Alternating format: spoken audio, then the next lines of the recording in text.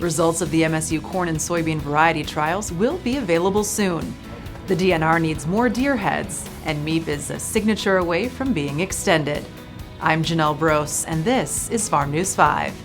Farm News 5 is brought to you by Ford.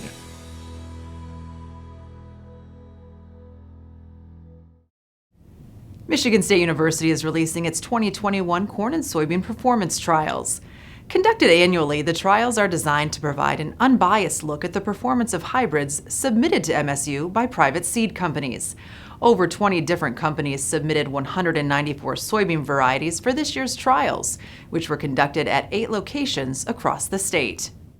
The 2021 planting season started off fairly dry, which gave us an opportunity to get things planted in very good order. It was a little bit tough with some of the pre-emergent herbicides not working, but overall we had a very good planting season. There were a lot of rains in the July, usually in the June-July time in most of the state this year. And then of course, as everyone knows, harvest season was a very wet, challenging harvest for us.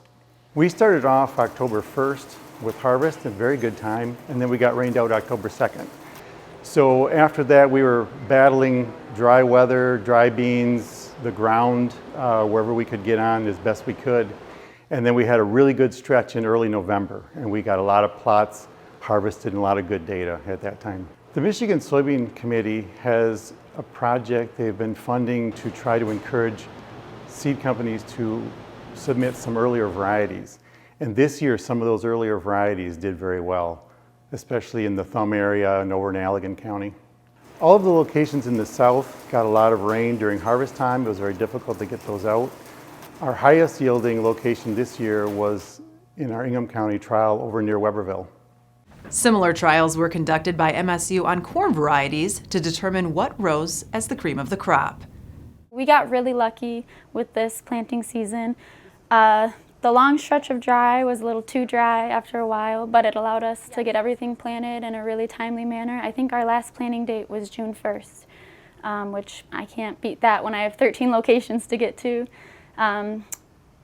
Planting-wise, it went great. Harvest season went really well as well. The hardest thing we faced this year was side dress with that big stretch of rain right in the middle of the season. The biggest struggle was down south. We had some lodging issues with the tar spot, which has been a challenge for growers more and more within the past 5 years, I would say.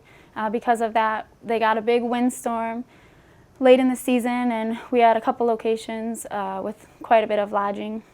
And I would say that was mostly due to the tar spot just eating away at the corn stalk, and one big wind wipes it down. So that was our biggest challenge performance-wise. But other than that, up north, our late grain hybrids have done really well. I would say they outcompeted the early grain hybrids by far.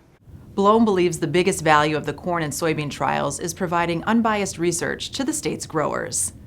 We have growers who really depend on us not playing favorites, and I think the companies appreciate that too, and we appreciate all the companies that submit trials to us, understanding that it's not going to be a biased thing and we're not picking through any data points specifically. So I think that's by far the most important thing. The 2021 corn and soybean variety trials will be available in the December 15th edition of the Michigan Farm News. Data will also be available online at varietytrials.msu.edu. Coming up, time is running out for hunters to submit deer heads to the DNR.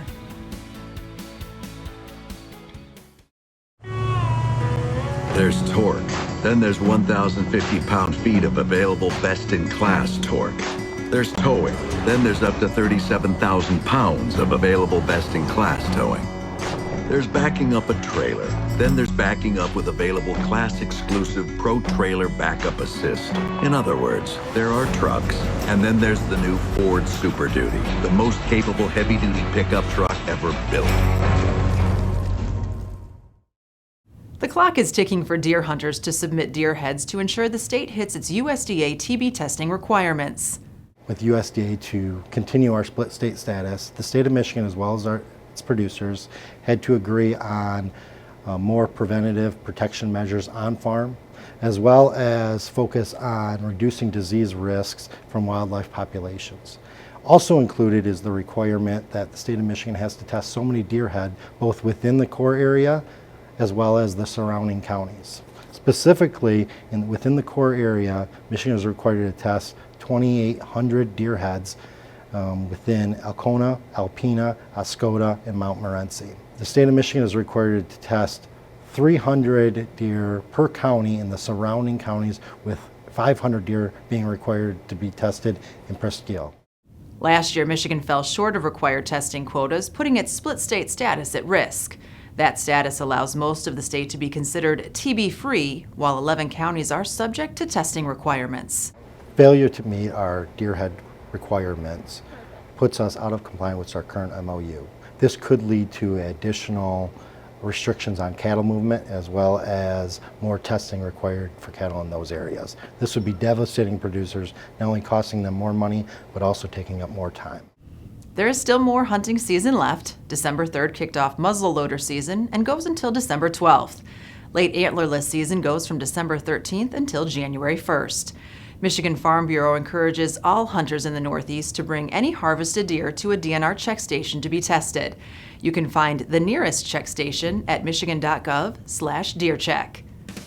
Up next, legislation extending MAEAP gets overwhelming support from state lawmakers. At Farm Bureau Insurance, the experience you get with our local trusted advisors is different.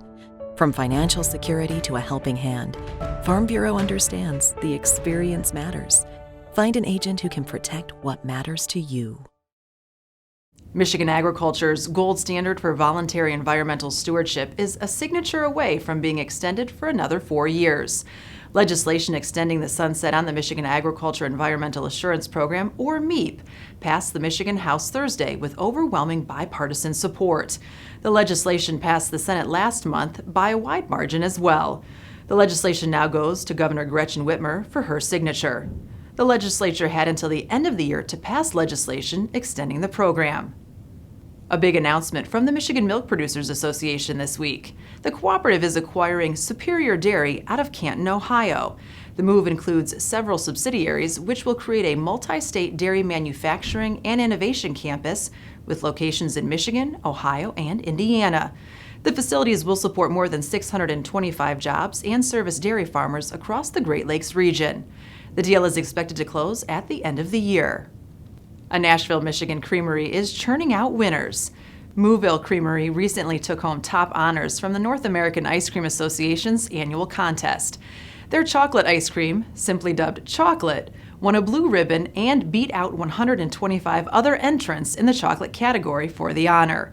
Moo-ville's vanilla ice cream took home a red ribbon, and their strawberry ice cream won a white ribbon.